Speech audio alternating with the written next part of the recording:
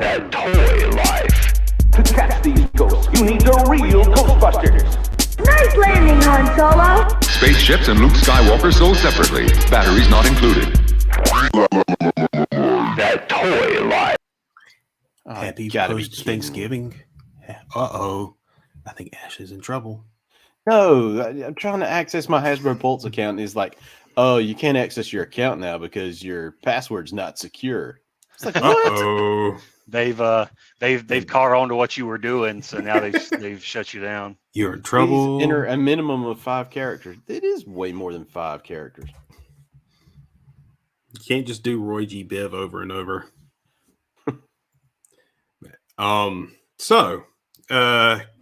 Has everybody started with the Hawkeye series yet? Oh my gosh, haven't it is started so it yet. good. Is it good? Man, it's so good. I'm 2 episodes in. I finished the first 2. I have not watched the third one that just came out.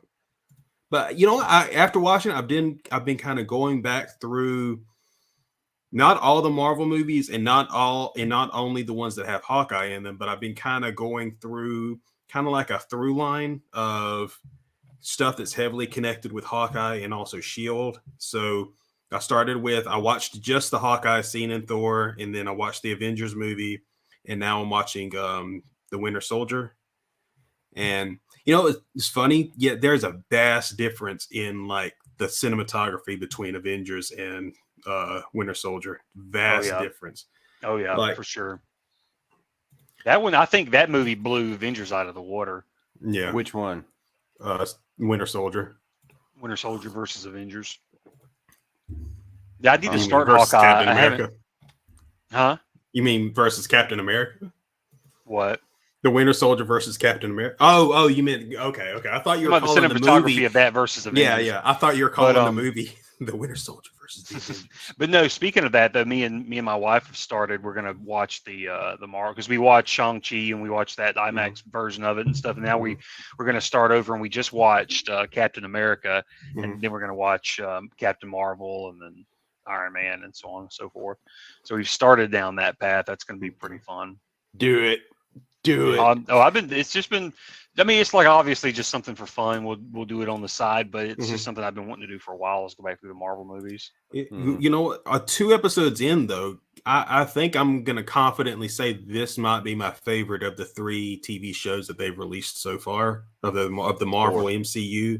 Well, I'm thinking of the ones connected to the main timeline. No, I wasn't thinking of What If. WandaVision, Loki, and Loki Winter Soldier. And, okay, yeah. So of all the previous ones, I think this one might end up being my favorite so far.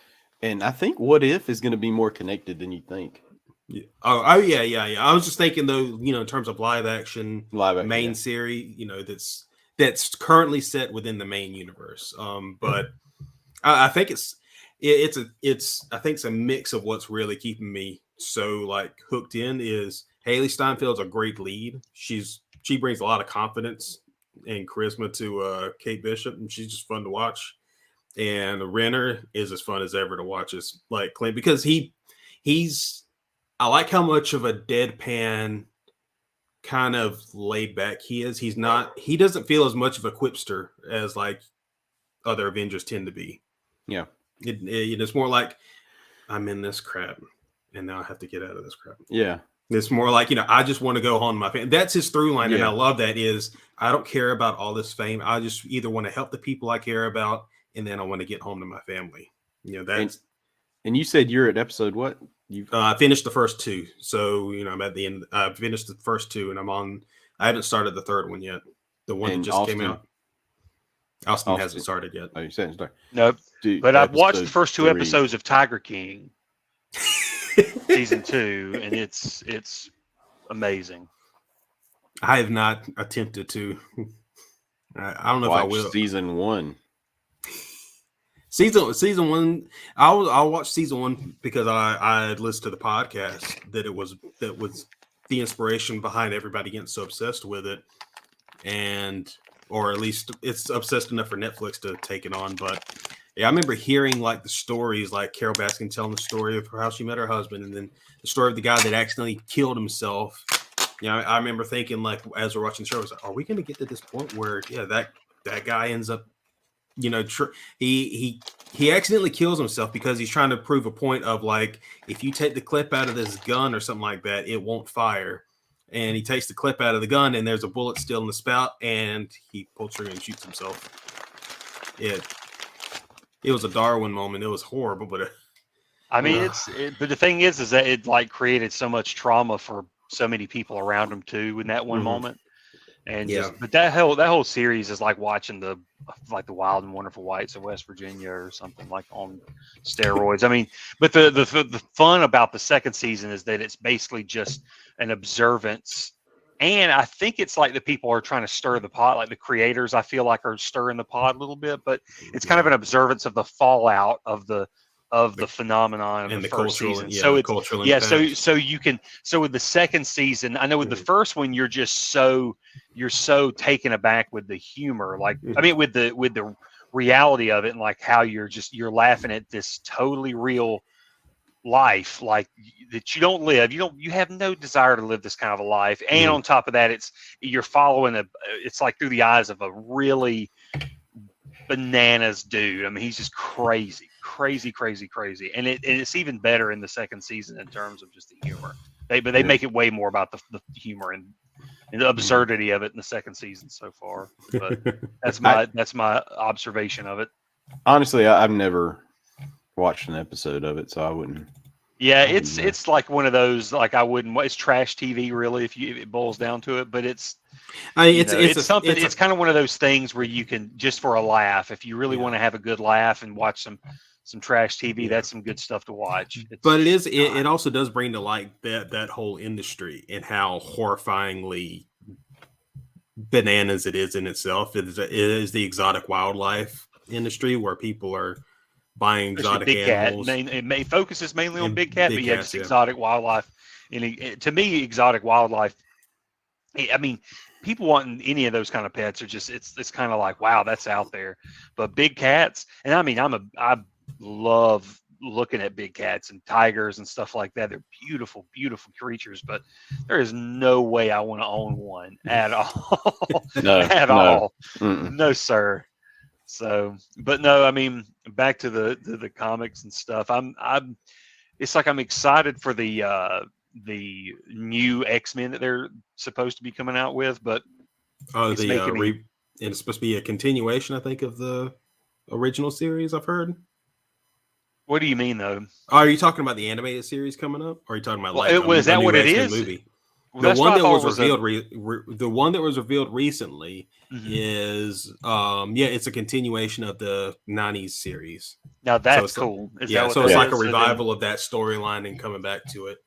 Cool. Yep. But I would like to see them like kind of translate that a little bit into a new movie or something, like in the new MCU in some way. I would love to see that. Yeah, I'm curious how they're gonna fit mutants into it. It's because it's such a weird. It's a weird area because I think they're going to be introducing Inhumans pretty shortly too, aren't they? It sounds like it, but I mean, who knows? Because Miss Marvel, is an Inhuman. So I mean, it is unless they're changing her circumstances, unless they're changing what she is somehow, which is, and that could be, and it could be that, who knows? I mean, who knows? Who knows? Yeah. I mean, they've pushed Miss Marvel back to next year. And also, Inhumans first came about in the Fantastic Four comics early on, or, mid, like 50s, 60s issue or so. I'm wondering if they're going to wait. Yeah. But I mean, Miss Marvel comes out before Fantastic Four, so. But who knows? But there's rumors that we're going to see the Fantastic Four in stuff before we see them in the Fantastic Four movie. Speaking of which, your text of the rumored casting, I had read about that earlier, and I don't know if I have words for it really. but what list the cast off to us? Do you remember who all? I know. Oh, it's in the text. I'm using my phone for the camera, so I can't look at it. So, I'll say the ones I know as I remember them before I get to it. But it was Glenn Howerton is supposedly going Reed. to be Reed Richards. Kristen Bell as Sue Storm, Seth Rogen as Ben Grimm, and who was the last one? Chase Stokes as Johnny Storm. And I have no clue who Chase Stokes is. Yeah, me either. I Googled him up to look at him. I mean, he's, I don't know. But Glenn Howerton, I don't know if he's going to be a good Reed Richards or not. I don't know. That's the thing, though. It's not even whether or not I think it's a good one, because I think he's a great actor, and I'm thinking like work wise, if he's the type that would even be interested in it, and also if he would even have time for it, because he has 2 pretty successful series going on right now. I mean, although they are both streaming series, not completely streamed, but both of them are not like a 8-month commitment out of the year, like like those 22, 23 episode shows that a lot of broadcast networks. It's he has the AP Bio, which is I think 8-10 episodes a season on streaming on Peacock, and then also he has It's Always Sunny, which just started its new season, which is phenomenal. Really, I will say though, with the cast, the way that cast sounds, it sounds like if that's true, it sounds like they're going for a particular style in this movie, where it's going to be comical, maybe? Sort of comical and goofy, but like in a comic book way. But I feel like they're going for kind of like a more, almost like a Guardians of the Galaxy style kind of feel, where it's going to be more bombastic and more bigger. So in that, I can see Glenn playing Reed Richards. I can see Kristen Bell playing Sue Storm, and I can definitely see, I guess, Seth Rogen playing being Grimes, because he's going to be CG anyways. But can you hear? I was going to say, can you hear Seth Rogen laugh? Oh, that's all he's going to be doing the whole time, is just laughing the entire time, like it's just going to be the theme stone the entire movie. Yeah. But it's clobber time. I say that, and I love Seth Rogen, but I just find that funny. I know we love you, Seth. Don't hit up our private chat or our comments or whatever. Just don't get mad at us. But no, I mean, possibly. And this is the second person who said that Seth Rogen is involved as Ben Grimm. So there may be some truth to that one. And he probably doesn't even know he's involved either. That's what's so funny about it. I bet you he does at this point. Because, like I said, some of the rumors are that we're going to see at least 2 of the Fantastic Four members prior to their debut in Fantastic Four from what's his name, John Webb or something. Is this like? Yeah, I've noticed this seems like a new not technically a new thing, but yeah, I've noticed this thing with Marvel and DC kind of has done it too, where they will put these little cameos of future stars. Like I heard about the big leak of the big Eternals reveal of someone appearing that has someone related Harry to Styles. Yeah, as Eros, is that his name? Yeah, Eros. Yeah, Thanos. What's his brother? What's the Star Fox? His superhero name's Star Fox, but his name's Eros of Titan. Yeah, he's Thanos' brother. Yeah, but he looks human. Yeah. Okay. So not only that, he looks like Harry Styles. Yeah. It's okay. Yeah. So I mean, all the people from Titan are supposed to look human. But Thanos has a little more, what is it? Kool-Aid Man in him? It's not celestial. It's not celestial stuff. I mean, stuff in him, is it? I can't remember. I'll have to go back and. I mean, I always heard that there was a thing about him being, he was an outsider because he was seen as like a mutant almost of his people. But I assumed that was like from the chin. The chin texturization, the scroll looking stuff. Yeah. No, there's a reason.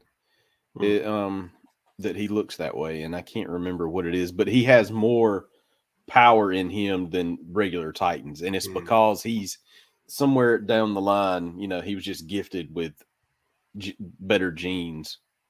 Yeah, I can't remember the exact name. I'll have to go back and look. Deep cut Marvel lore. Yeah. What were we talking about? Oh, we were talking about the Marvel upcoming stuff and what we want to see. Yeah, so Seth Rogen playing. So Ant-Man and the Wasp is one of those movies to watch because Kang is the big bad guy in it too. But they were saying watching that, watch for that movie because that could be where a couple of them show up. Yeah. Oh, okay. I was going to say my wife is starting to read some Kang the Conqueror series that just started up not long ago. I don't know anything about him. And we got a peek at Kang today. Yep. We did? Oh, yeah. The helmet. If you look at the helmet, the picture I sent y'all of the helmet, it was it's a picture on a T-shirt that was given to the stunt team in Ant-Man and Wasp: Quantumania. And if you look, because it's a picture of a broken Ant-Man helmet. And if you look at the reflection on the side, very Kang from the comics looking. I wonder if it's going to end up being like to fit Jonathan Majors and also have that comic accurate look. I wonder if it's going to be like a suit that comes off of him, like because it's like a weird blue, purple, green suit and a blue face. So I'm wondering if it's going to be some kind of suit-looking design, and I don't know because I think if he's a variant, he's still going to look like the Kang that we saw in Loki. But I just don't know. I guess it depends on how comic-y they want to go with the look when they actually reveal him. Yeah, I don't know. I'm not. Yeah. I don't care. No, I just don't know. Because Marvel's usually, sometimes they go for that comic look, sometimes they don't. Like with Hawkeye in the Avengers, they were like nods to the color, maybe purple in his costume.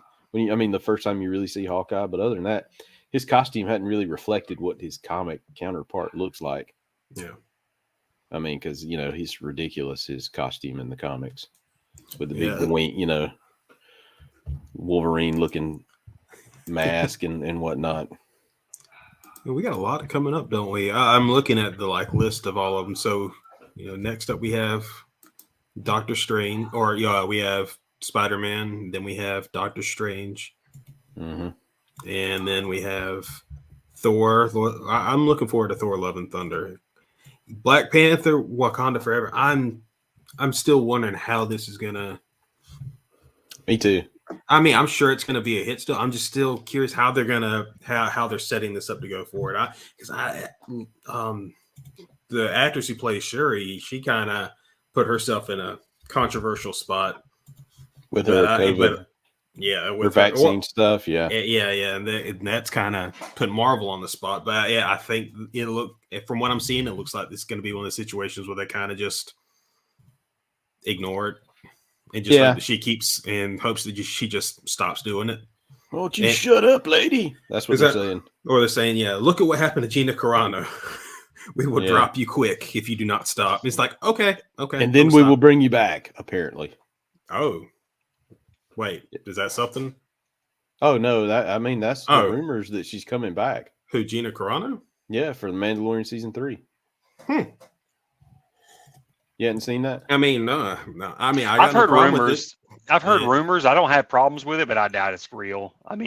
The way Disney is, and plus Gina hasn't stopped with her. And she kind of doubled down. Now she's with that Ben Shapiro's movie. Yeah, I was going to say with his production company that they're starting up, and the first thing I saw of like the first movie that's coming out from that umbrella looks terrible. So it makes me sad that was kind of a waste. But anyway, it is what it is. I'm ready for that. What about Book of Boba Fett? Speaking of Star Wars, have y'all seen the teasers coming up for that? They've been popping those out recently. Yep.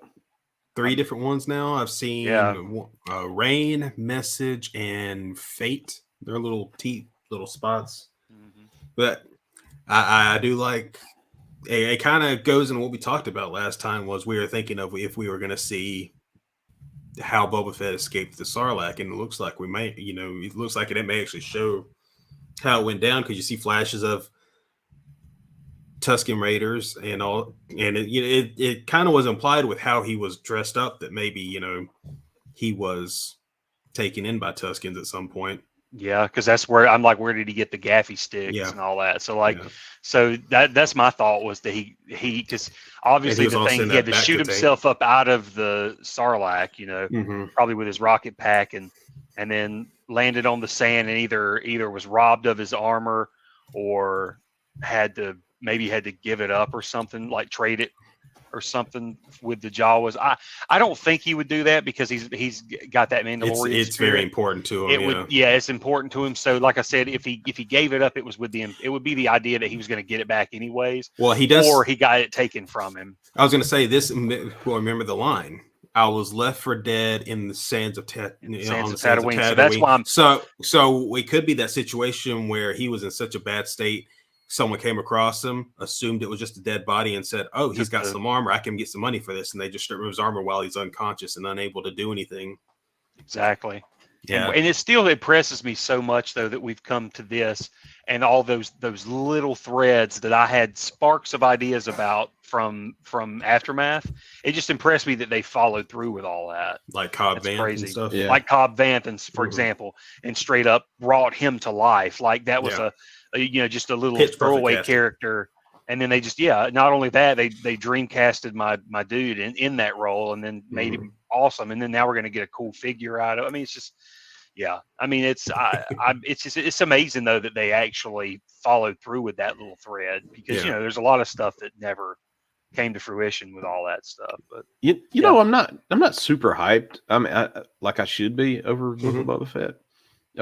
And actually, I'm trying to stay away from a lot of stuff from it, just because I don't want when it comes out in that first episode, I want to be surprised. And I want Star Wars to like pull me back in. I don't. So I'm trying to separate myself from it so that hopefully when I do watch it and there is the familiar from like of Boba Fett and not Rey, Finn, all those guys. Yeah. I feel like that age is coming. I feel like it's going to start with Book of Boba Fett. And then I feel like we're going to, because that's going to bleed over into the season 3 of Mandalorian. I feel like we're going to have and this is just me being optimistic, but I hope that we're going to start this renaissance of like classic Star Wars coming back, because I feel like you're going to get 2 good shows that like you said, going to give you that good Star Wars feeling, give you that good classic Star Wars feel, and then they'll probably just try to market it like crazy, so we just won't get out of it for a while, I feel like. But I mean, what was it? Kathleen Kennedy was on some show or something, being interviewed about something, and she said that there's still plans for more stuff with. Sorry about my dog barking. If you can hear her. She's downstairs. There's more plans for Rey. Rey, Finn, and Poe. And then there was that crazy news story that a couple of sites ran with talking about J.J. Abrams coming back. Like he's been signed for 3 movies. Nah, I doubt that. I highly doubt that. Yeah, I don't know. I mean, I could see his production company being involved just because he was involved with the new trilogy, that they would just keep the Bad Robot stuff around to use like the facilities and things like that. But I hope not. And plus, I'm hearing that he's going to be attached back to Star Trek. I kind of hope he bounces back into that universe and leaves Star Wars alone. Yeah, I mean, really. I mean, that's my thought. I mean, I really do, because I mean, he was such a good change for Star Trek and brought such life to it. Go back to that. Like, just go back and do that again and leave Star Wars alone, because Filoni's brought life to Star Wars again. So he needs to kind of back off. Yeah, and not just that. I think because John, him and John Favreau, because I almost want to give John Favreau credit too. Oh and John for sure. But I want to say, I mean, optimistic here, very optimistic stance, but I want to say that maybe Lucasfilm and Kathleen Kennedy. I want to say, hopefully they've learned their lesson from how the sequel trilogy turned out. Like in terms of like how fans reacted, not just in terms of box office, but the whole idea, letting the director have so much carte blanche, maybe, or carte blanche. I always call it carte blanche, but yeah. But over the story of these three films, where it's almost hot potato between episodes, instead of having any kind of really cemented, pre-planned through plot, because it really you can tell, like, by the end of it, especially if you pay attention to the production, it literally was a game of hot potato. It was a through plot. There was no planned through plot. It was JJ had his story, and he had his seeds that he planted that he hoped would be followed up. Ryan didn't really care too much for those. He did his own thing. And then when it came back, JJ went back to the ideas that he really wanted, but being a lot of them were kind of dismissed, he found ways to kind of redo them. So you had this mishmash of a trilogy. So I'm hoping that they kind of learned their lesson, and it feels like they have, because the TV shows, from what we keep hearing in production, it sounds like they're all kind of working in tandem, especially the idea that they're kind of building towards some kind of crossover story, maybe having to do a Thrawn, maybe. Yeah, but to me, they've always, like, Dave Filoni has always worked. I don't guess so, because all he did was, Clone Wars, pretty much, and then Rebels. Mm-hmm. But he's always done a great job continuing the story of Star Wars, or playing in that universe, and playing by the rules and regulations that George Lucas said, and not I'll say he's added new stuff to the lore, but he does. I would say it feels like there's like the world between worlds. But for me, I know there were people that apparently hated it, but I liked it. It was a way to kind of show. I don't know. I enjoyed it, and it was Which one was that? Lore. That was the time travel, the loophole time travel. Ezra went into it in Rebels. Oh yeah. It was how he saved Ahsoka. Yeah. That was a big new piece of lore, because that was introducing the concept of bending space and time through the Force. Yeah, but he did it in a way where it was at least in that instance, it was a one-off. It couldn't be something that was suddenly turned into something you could just pull out of your hat when you had an emergency. It seemed like it was that one-off. You managed to change one thing, but it looks like it's closed off, at least for now. Yeah. And I don't want this to be a Star Wars bashing episode, because that's not what it's not what I'm about. But the sequel trilogy is just like they stole something from me. They literally stole Star Wars from me. Did they steal? I don't think they stole anything, but from you a little bit of time. I think that's what I'm mad about. There's like time that they stole and opportunity, but I'm just not going to get stuck in the muddiness of it, because it was just, listen, they played jazz. Ryan Johnson hit a higher note than the rest of them, and threw the rest of them off. That's all I can say, is they played jazz, and he played better than the rest of them. I'll disagree about that, but sing your own song there, Austin. No, I'm talking about jazz. Listen, he came in there and was just like, "Oh, really? All right." And he here's my jazz flute, and like he completely threw a curveball in it, but at least he came in there playing ball. You know what I'm saying? So like the whole thing was like, well, now what do we do? Yeah, I don't know. We'll make a crappy third movie, but like it just, I don't know. Like, I get that. It's funny. Overall, I look back at it now, it's just kind of like this funny experiment that started fun, went to like what levels, and then we went to just like crash and burn right after. So it is what it is, and I don't try to like get bogged down in it after that. But I think that they'll do great by filling in gaps, like they always do. Here's a novel here to kind of fill in the gap. Here's a novel here to tell how we got from here to here in the movies. And they've always done that, really. If you go back and look at a lot of the books, and I think they'll do good with that. It's just that, and when I say they stole Star Wars from me, they stole. I don't even know what I'm trying to say. Is the time and effort I put in to caring about Star Wars. Mm-hmm. I got back something that I didn't think I deserved. Mm-hmm. I got back crap, and it just felt like, I mean, because I mean, I'm so fickle, you know. But when I do dive into something, I dive in pretty freaking hard, and I, you know, research, and I'm into the lore. I'm watching the movies, reading the books, you know, and just constant. That's the mode I'm in. Like right now, unfortunately, it's a Marvel thing. So guess what I do every day? You know, before I go to bed, I'm reading Marvel comics. When I get up, you know, I'm watching old reruns of Marvel cartoons on Disney Plus. Tonight, I rewatched Hawkeye with the family. I mean, it's just when I dive in heavy, and I can't help that. It's just my personality. And but I was with Star Wars for such a long time, longer than I've probably been with anything else. Buying this material, and then it was sort of like just a kick to the face when the Rise of Skywalker came out, and I was like, "You're doing this to me, really? This is what I've waited how many years now, and this is what you've done to me." I just, I don't know how to describe it. It's not betrayed, but I mean, it just.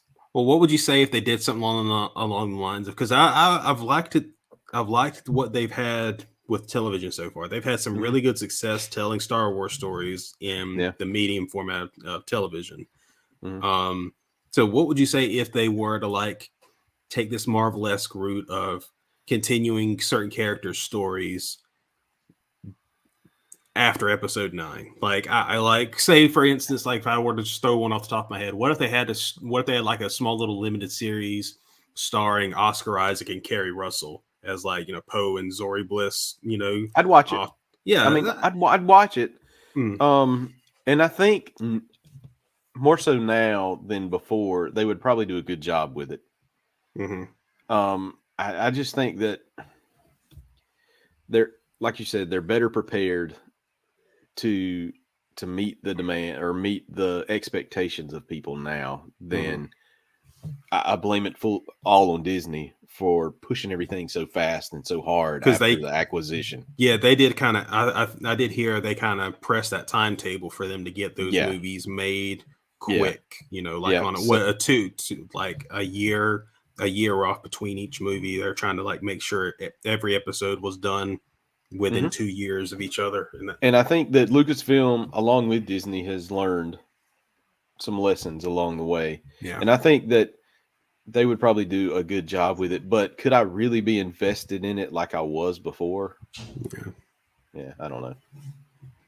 Yeah, well, we will see. Actually, we will be watching your interest with great interest. We'll be watching it with great interest.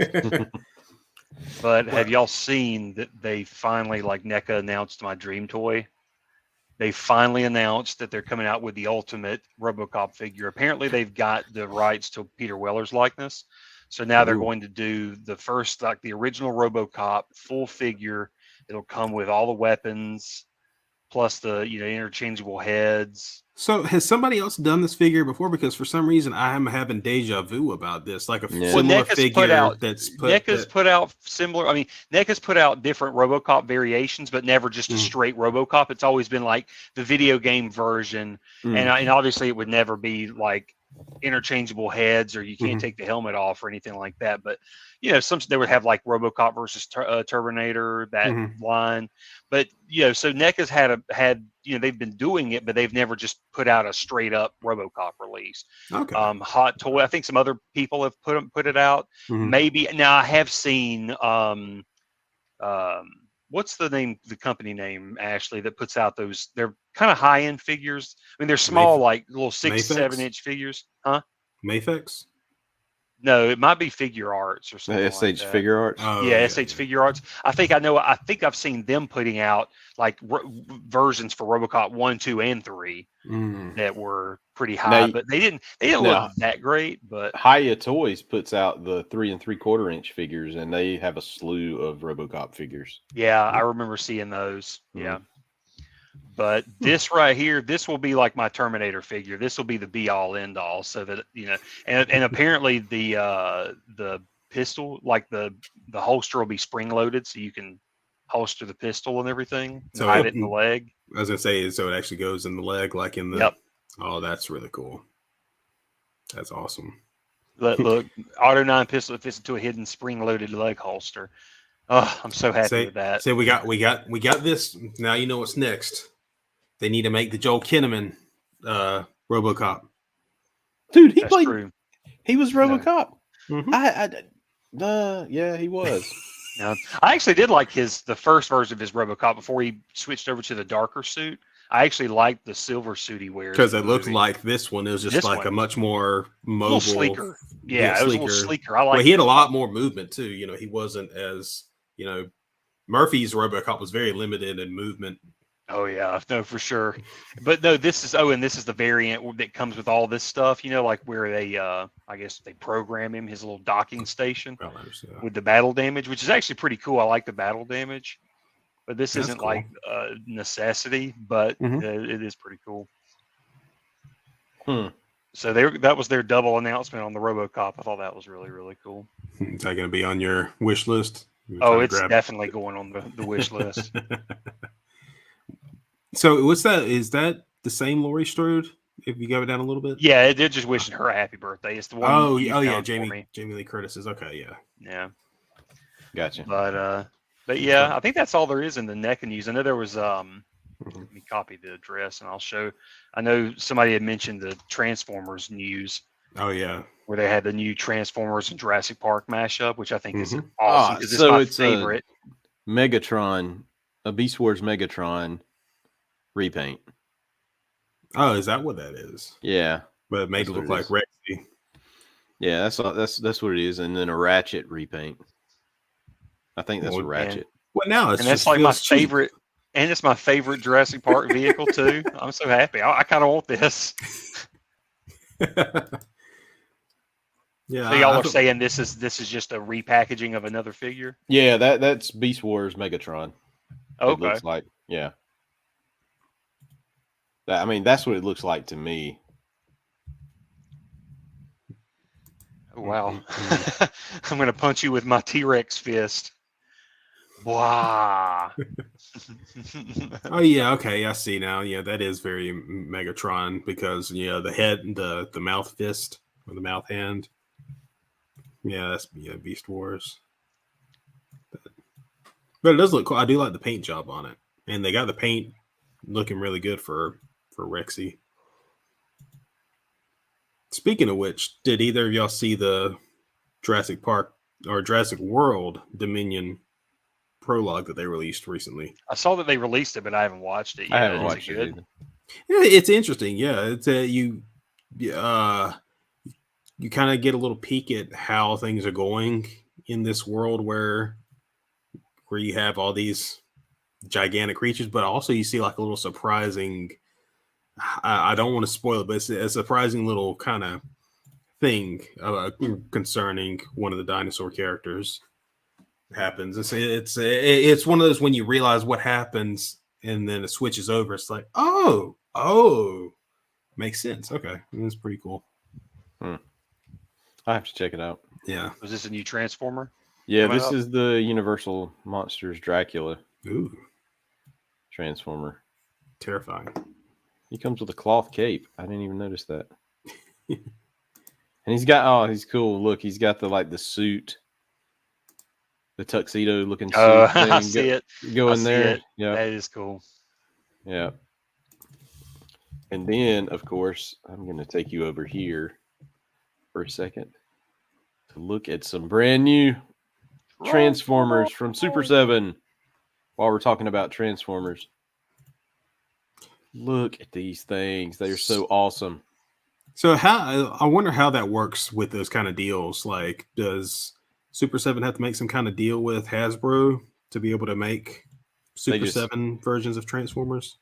No, they just license. Oh yeah. Pay, pay Hasbro a license fee. Like I used to have this. This is like a Generation 2 Megatron because he transformed into a tank. I used to have this. Does this actually transform? No, they're just figures. Yeah. Oh, okay. They're just figures, Austin. They're just figures, man. But look at all that crap it comes with. That is so cool. That is cool. But for $55, is that cool?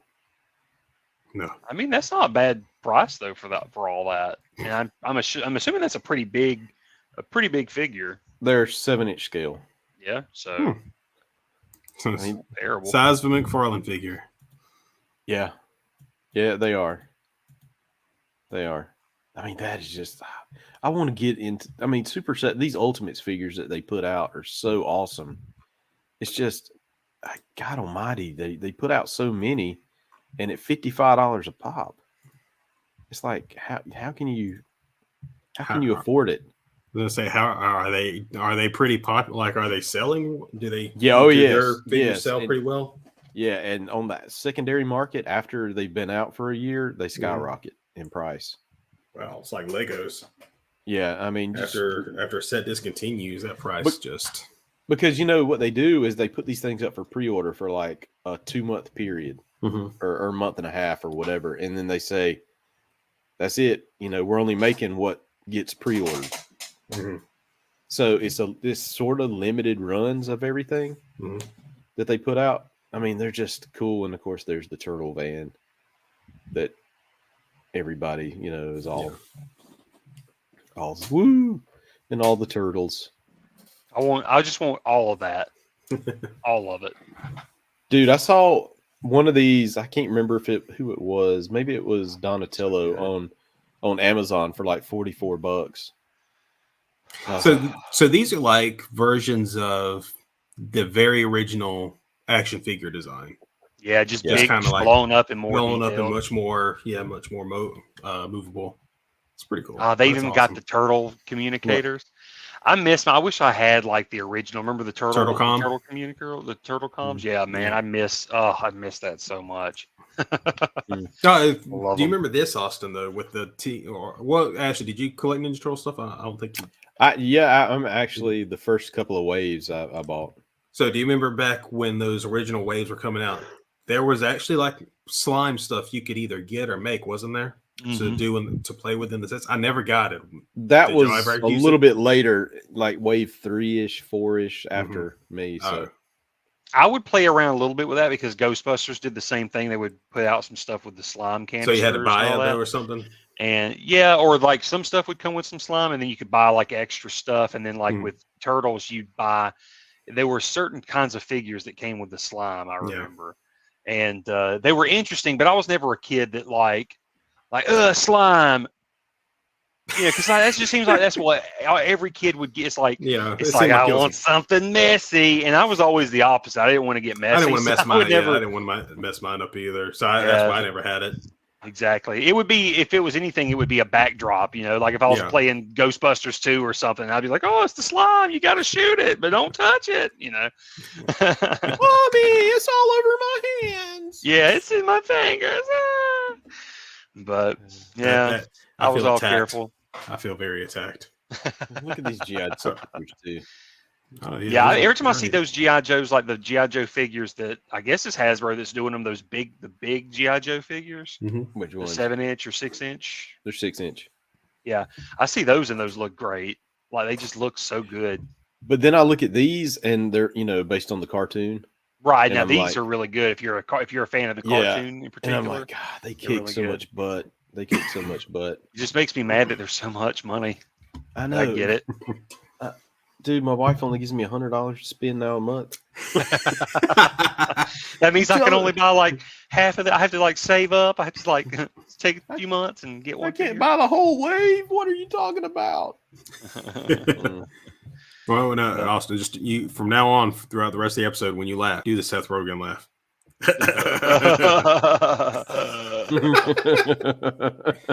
So we're in with that. We just passed. We just passed Black Friday, so I know what we're probably about to bring up. So Halls. Halls, Who wants to okay. start? Who wants to Well, start? I've first got off, the did people get a good like Black Friday haul? You think, or around Black Friday? I think I got a pretty good one. I didn't actually buy anything on Black Friday. I don't think. I bought a few things like on and around Black Friday, and I didn't realize that I had accumulated so much stuff. But I mean, some stuff was gotten for me, and then there's some stuff that I got. But yeah, I got some stuff on Gray Saturday. Did you on Grace? Yeah, I was gonna say that was pretty fun. Like, me and Ray actually met up and shopped around and looked at some stuff. Yeah, I went to Savannah. Kind of finally got to go to some stores I hadn't been to in over a year. Mm-hmm. It was it was fun. So who wants to start us out? So I got the smallest. Okay, we're gonna start with you. Lot. Yeah. So first off, I got Legion, trying to complete my Age of Apocalypse Series 2 figures. So now I need Shadowcat and Sabretooth. What's his name? David. How it starts with an H. Howitzer. Yeah, I'm not Hauser. I don't know. Professor X's son. Yeah, he's the one that kicks off Age of Apocalypse by accident by trying to save his dad.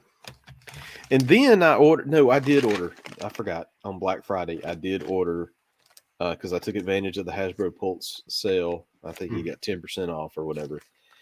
And I bought like 8 sets of stands. So you get 3 flight stands or just regular stands. I bought 8 because 10% off. And apparently they doubled up my order. Did they? But did they do it in the charge, or was it just a mistake? No, they didn't charge me. They just sent me a whole box, another box. Well, hey, I could use a couple stands if you would spare some. I haven't looked in the box yet, right? So I can't say for sure this is it, but I haven't. The only other thing that I have on order with Hasbro Pulse are the X-Men animated figures that are pre-order and don't come out till next year.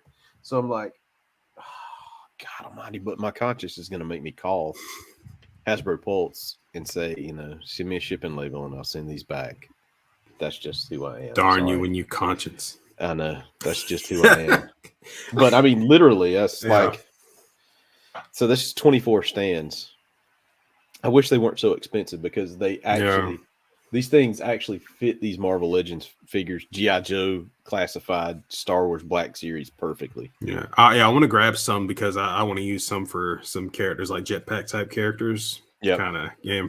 Well, even the little pegs, fit perfectly. That's my big thing is the pegs because, dude, trying to find something like some of those Star Wars figures with like little feet, like the women. Like Ahsoka. Ahsoka's notorious. Like the Rebels Ahsoka figures. Yeah. Horrifyingly hard to stand up on her own. Yeah. So, I was going to say mine I had to put her on a stand to work for sure. Yeah. If you see right here, I got Beta Ray Bill flying on one of the stands. Nice. Awesome. Yeah. Quick yes or no question, Ashley. Do you think Beta Ray Bill will show up in the MCU? Most definitely. At some point within the next 2 years. Maybe. All right, who's next, Austin? Let's see. Yeah, I will start. And yes, I know this isn't toys, but these are my toys. Because when I'm not buying toys, I'm also buying movies and records. So I'll show you what I was able to grab. We'll start with music since Ashley loves this so much. Nabbed this beautiful White Stripes album. Nice. Yes, it's actually pressed on peppermint vinyl, so it looks really, really good. And it's the 20th anniversary. Pull it out. I want to see it. Up. Oh, you want to see it? Sure. Yeah. You said peppermint vinyl. I want to see it. Yeah.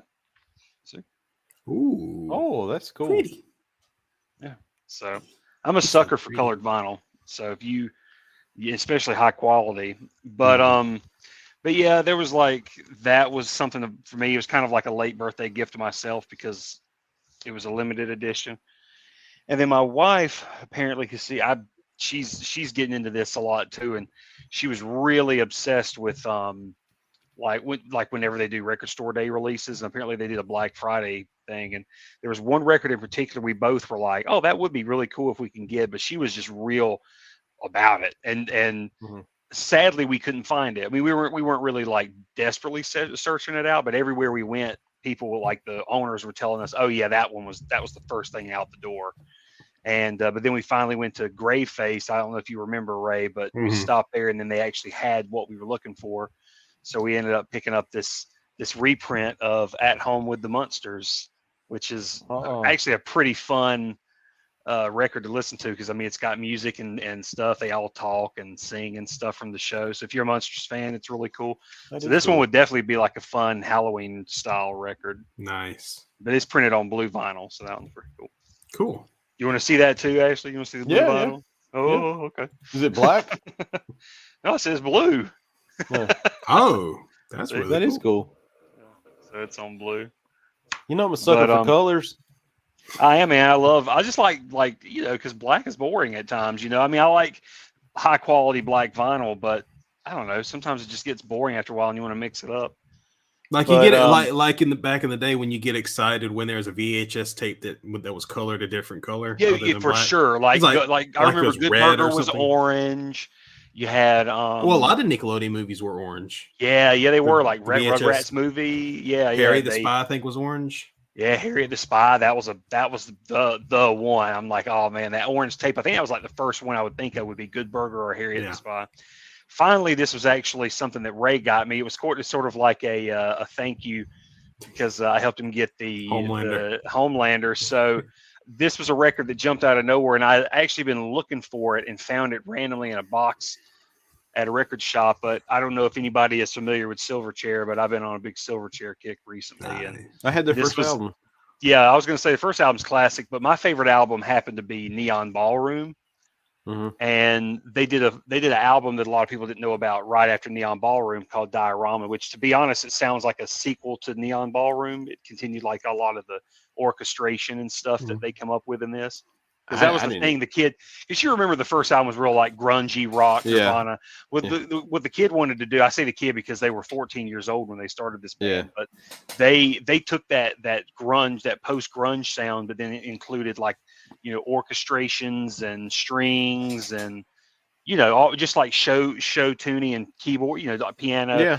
Just wanted to make it different. And to me, this was a big continuation of that in this. So listen, so I just sat and listened to this through again, and it's just wonderful. I didn't realize how great this album was. I think it was. What's the album called? It's called Diorama.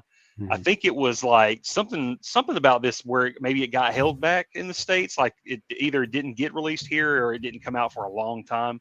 But it was a hit in Australia when they finally released it. There was some sort of something with it. And then I'm trying to go fast, I promise. So then on the movie front, I usually score big around Black Friday, and this time kind of did. I grabbed Criterion sales. I got Fast Times at Ridgemont High because, and I'm going to tell you, this has been a pain to chase around. And I finally got it, and got it at a good price too. Is it the Blu-ray or 4K? Blu-ray, but it's mastered in 4K. I'm sure they're going to turn around now that I've busted my butt to find this copy. They're going to re-release it in 4K. Be a 4K. Yeah. But I mean, it's one of those movies where it's not really worth it in my opinion. Like the Blu-ray is probably in the 4K mastering is more than enough. The color grading is great. But anyway, a new classic from the Criterion's putting out, and this is like my second time buying this movie now, is Uncut Gems. If you haven't seen this, it's a new Adam Sandler movie that you got to watch. It's crazy because you're either going to love it or you're going to hate it. You gotta go watch it. Yeah, you gotta go watch it. He does that the entire movie. He's just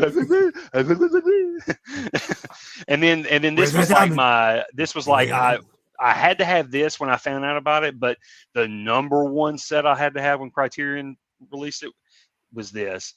This is like the entire collection of Once Upon a Time in China. It was a series mainly starring Jet Li. There was a few movies where they've got somebody else to play his character, but for the most part, really legendary Jet Li series. It's like if you were to buy kung fu movies on Criterion, there's a Bruce Lee set you have to own.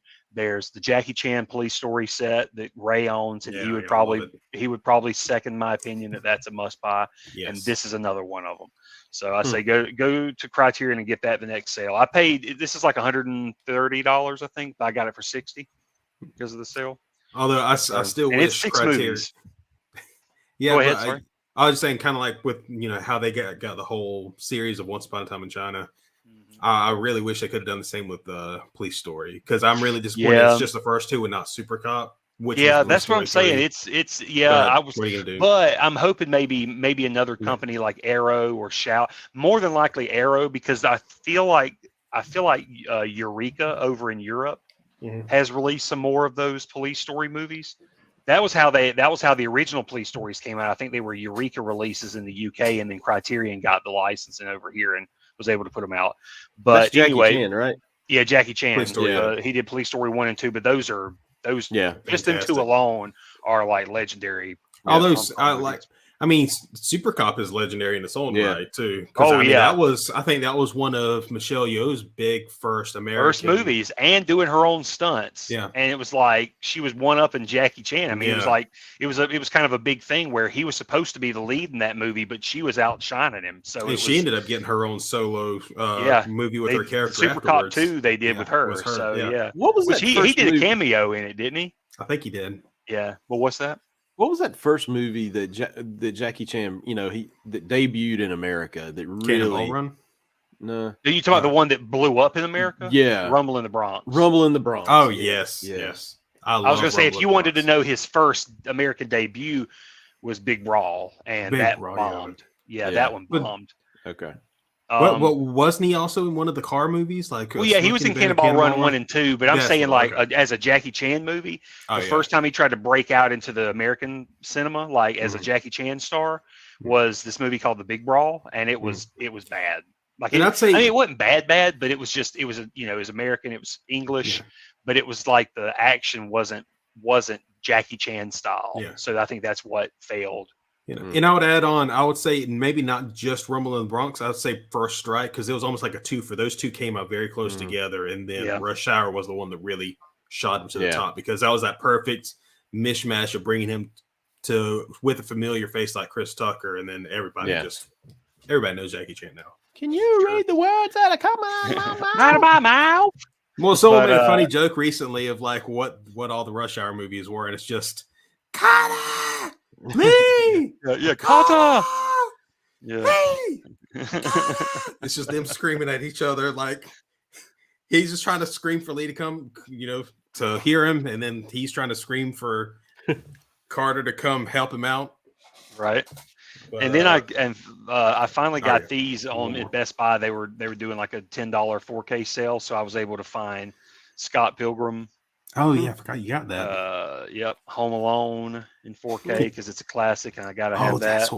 I forgot. And then Goonies, because I had to have Goonies in 4K. Me and my wife, we're like Goonie fanatics. So, and then the last but not least, this wasn't Black Friday, but I will say that I finished Guardians of the Galaxy, and it's definitely like a good game to play. You got to play this. But on Black Friday, I also got Avengers, so I'm going to be. I talked you into it. Yeah, well, I mean, I was definitely for it. I'm like, and it made it even easier because me and Ray I was like so confused because Ray told me watch which one you buy now because you want to get the native PS5 if just the one that takes advantage of all the PS5 capabilities. Right. Well, then PS5, the PlayStation Network said that this game was on sale for $15.99, and it was like, PS4 and PS5. So I'm like, all right, well, is this going to give me the native? Long story short, we're at Best Buy and they're selling the PS5 copy, the PS5 native for $14.99.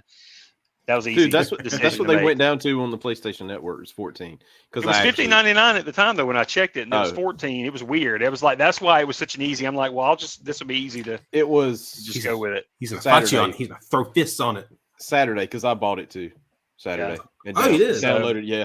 I'm at the he just found Tony's part. I was gonna say we just started it. It's a pretty good story so far, isn't it? Yeah, like story wise, it's a pretty well written story. Mm-hmm. Like I love you can you see like how I got like really interested in finding out more about Kamala with how they introduced her. Like just that whole introduction level where it's like this big little Avengers event. It's very theme park like. It's so cool. Yep. It is cool. But that's all my haul. So what you got?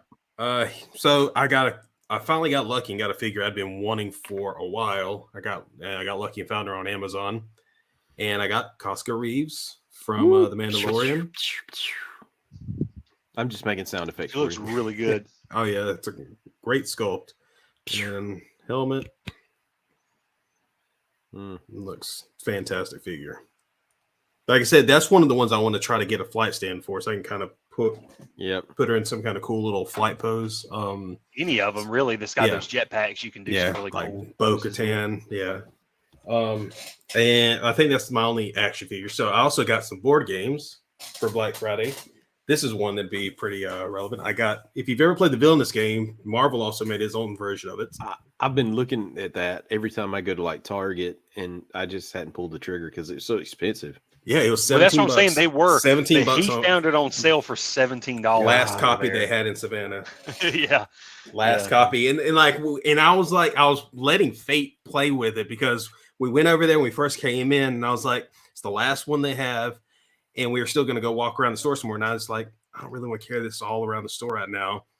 And this girl even came up to us to works there. She's saying like, you never know, and if you don't get it now, probably somebody's going to get it. I was like, well, I'm just going to let fate decide. Came back and it was still there. I was like, well, I'm getting it then. So I ended up grabbing that. I grabbed another board game I've been wanting. It's more of a comedy game. It's not very comic oriented, but it's called Trial by Trolley. So yeah, the object of the game is you will have like 3 parts. Like you'll have one player play a conductor, then you'll have 2 groups. And each group will represent one side of the track or one trail of the tracks. So one and then the other. And you'll get like little random cards you'll draw of like 2 innocent things and then 1 guilty thing. And then you'll add like a modifier to it. So, and then you got to convince the conductor to take the other line. So you basically got to argue your way to get the other person's line ran over with the train. It's just like more, it's just fun comedy, moral dubiousness. And so next up, let's go to movies. I got a couple movies with Black Friday. I don't have it with me, but I bought the Fast 9 movie, F9. I was going to say during Thanksgiving, I didn't even get to watch it. I remember like it was $10 being really tired after I ate. We ate our lunch, and then like I'm sitting there on the couch at my mom's house, just recovering from eating. And I remember they turn on the movie, and I just passed out before I even really realized what's going on, and just wake up and I just see like I see Ludacris and Tyrese in space, like in this jacked up in this like this Pontiac car. Huh? It's a Pontiac Fiero. Yeah, in space or going to space. And I'm like, what am I watching right now? And then there was like, I remember at one point there's like a scene with like cars, the magnet, and they're just getting slung around and stuff. I'm like, wow, this is I'll have to go back and watch this again because I'm so lost. It's bonkers. It was fun. Bonkers. I hate the whole phrase of leave your brain at the door. But I mean, so I just go in. I'm just saying, like, it's fun. It's fun. You know, it's like that's how I've had to do with most of those. You just kind of have to, except for what it is, you have a popcorn good time. I don't want to say something like, I'm not going to try to insult it by saying like, leave your brain at the door. I'm just saying like, go in expecting it, and then you'll have a good time. You know what you're getting into. The other thing, I really love that I found this though. Got a steelbook copy of Godzilla vs. Kong on 4K. I love this cover. How's the inside? How's that? Because now that looks really cool. I like that. Back. The inside. I was gonna say, do they have like a special? It's the big. It's the big moment of them. I was gonna say they always have like the nice throwing fists on top of the battleship. About to catch this smoke. And also, I grabbed I have some geeky books that I've been wanting. Took advantage of Black Friday. I got one of the new High Republic books, Rising Storm. Nice. I got it on sale, half off, so it's about $15. And this one I just got today. This is the last book in a series I really love. Leviathan Falls, the last one in the Expanse series. If you haven't read it, definitely give it a shot. It's a fun little fun sci-fi series. No, it's coming up for me. It's one of those on my radar for sure. Like I'm actually reading the book that you just showed, The Rising Storm. Mm-hmm. Oh yeah, like Kevin Scott's. Yeah, the Kevin Scott's book. I'm reading that one. Mm-hmm. I just finished. I think I just caught up with except for the final volume. I was reading sagas and so yeah. And since I'm all caught up with that, I've been trying to focus on catching up with the High Republic stuff. So that's gonna be fun to do that. Yeah. Well, like one thing I just really like real quick is that their dedication. They've had cool little dedications throughout the whole series, but I love this last one they did, and it just says this: 9 books later, and you're still here. So this one's for you. It's like just going to the readers. I really like that. What about I guess before we go, I think we had a few movies that we were wanting to mention. Oh, I watched Home Sweet Home Alone. I finished it. How did you feel about that one after you finished it? Was it as crazy as I said it was going to be? Okay. Did you finish it, Ashley? Yeah. Okay. So the whole assumption about the kid being the little thief turd that did turn out to be wrong. Just the little turd nephew apparently took it upstairs and just hid away with it because he thought it was a little dolly. But no, I'll say like it was hard for me to enjoy the whole booby trap thing that makes Home Alone so famous, because you're not supposed to feel sympathy for the bad guys trying to get in the house. And if you're feeling sympathy, it's just not as fun, because I felt nothing but just like I felt bad for them every time something bad was happening. I always want them to just smack the crap out of the kid and just say, listen to us. We're not here for you, because apparently he thought they were about to child traffic him to old people. Like, yeah, I know.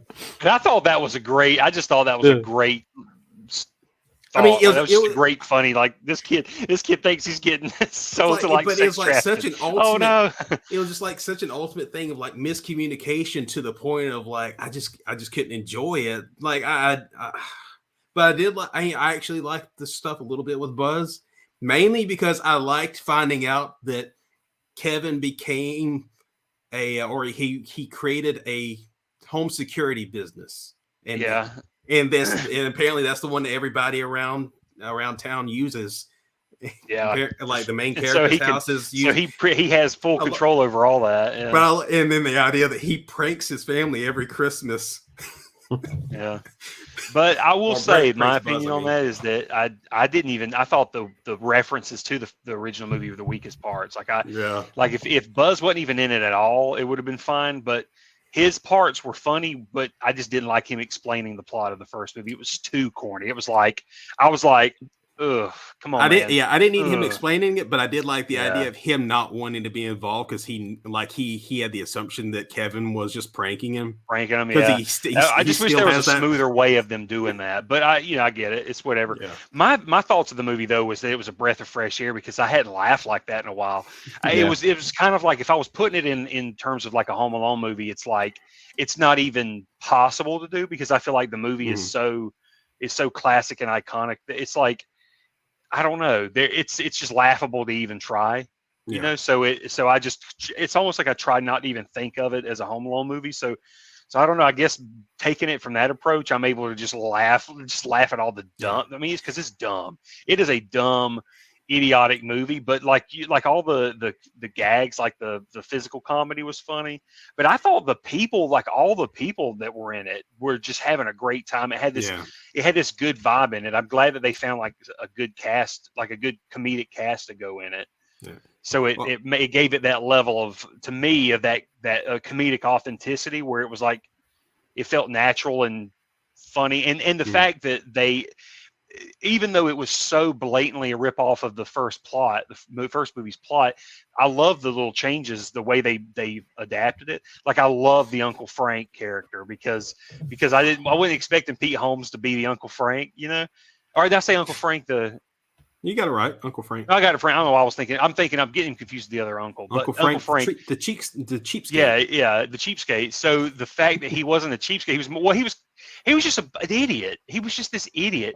but it was, I don't know, man. It was hilarious that of all people, and I guess because I have that connection to Pete Holmes because I'm a fan. It's just like, yeah, he's this generation's Uncle Frank. He's just an idiot. Like, he's not an evil guy. He's not like a cheapskate. He's an idiot. Like, I think so. I don't know. It was just funny.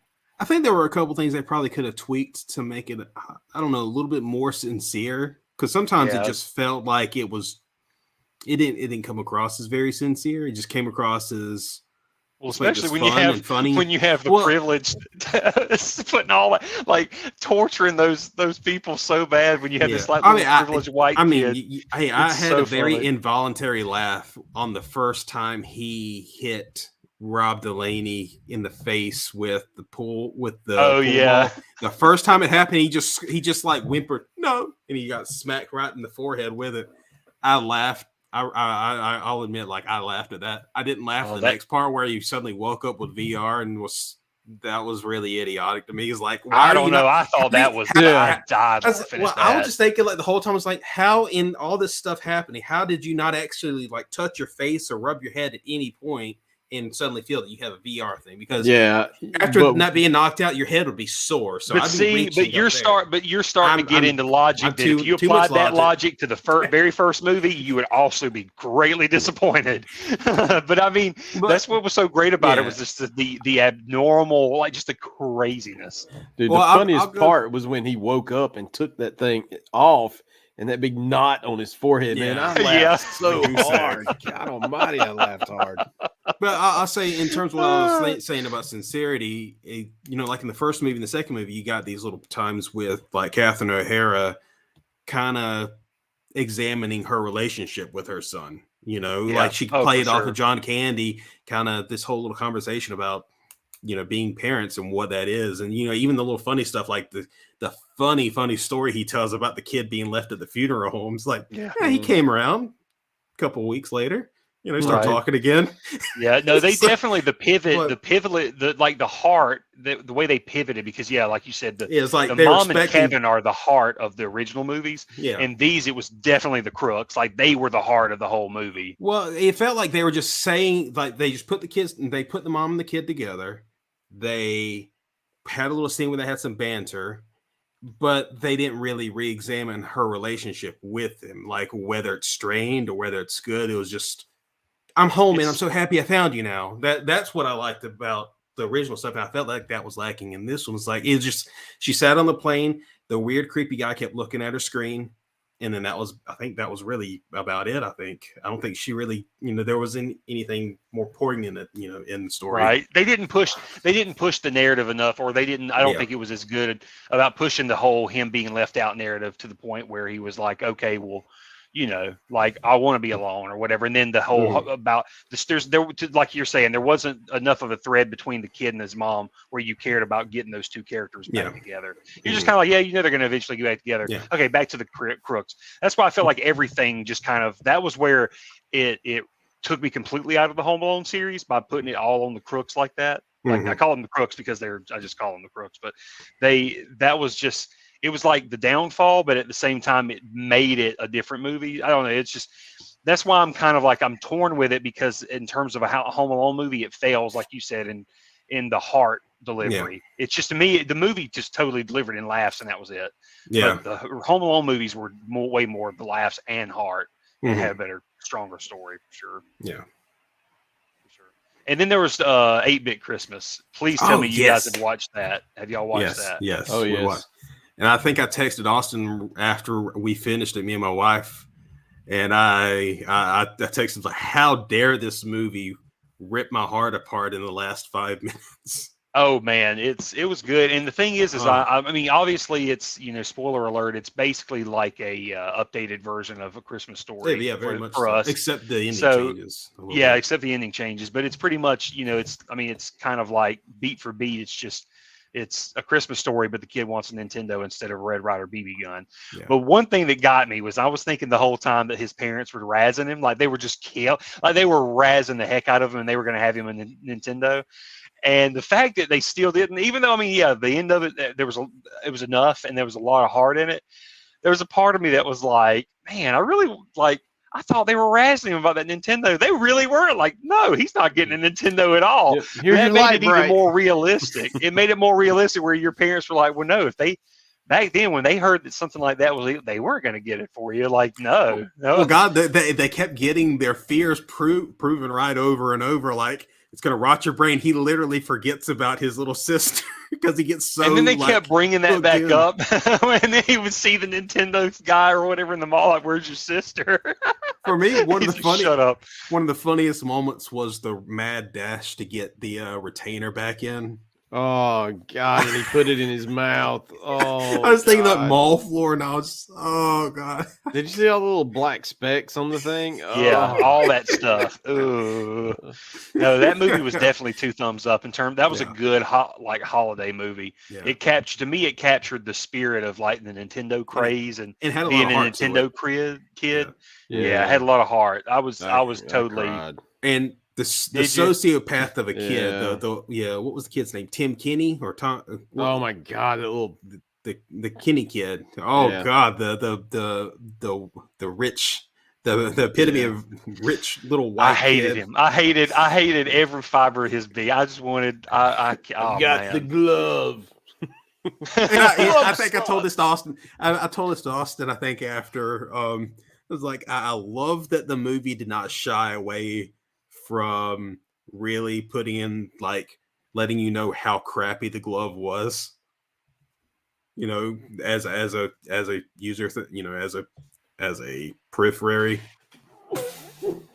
You know, when he tried to do the fight, he sucked at it. No, for sure. Yeah, because I mean, like, I remember playing with that thing, and I distinctly remember playing Double Dragon and Karate Kid, and playing with that glove, and that thing sucked. I couldn't beat anything with it. I was so mad. Because he saw him get frustrated. He's like, "Steve sucks," and all the kids at the time were thinking like, "Oh yeah, he just sucks." And no, we found out later on it really did suck. It really did suck, especially if you didn't know how it worked. Because I mean, it halfway worked if you knew how to set up the sensor bars properly, but it was crap. It was pure crap. But I think that's going to do it for this week. I think we probably went overtime. Everybody's like, all right, wrap up. Because our audience, they're they're really picky. Gonna be Ta-da! Hey, I was trying to sneeze. I was going to try to catch you mid-sneeze. I was going to see if Well, we could catch it on camera, and it would have been great. Great I footage. muted it. Hold on. Oh God. Here, what we'll do is we'll time it to end the show. Like that's it. Ashley, sneeze us out. Yeah, I probably will in a minute. I'm just waiting. It'll probably hit me out of the blue. Oh yeah. Yeah. sneeze you with. Well, I'm gonna give you a all right, German guys. accent to your sneeze. Well, hopefully we'll Sneeze. Ugh, jeez. That toy life. sneeze this out. To catch these ghosts, you need the real Ghostbusters. Nice landing, Han Solo. Spaceships and Luke Skywalker sold separately. Batteries not included. That toy life.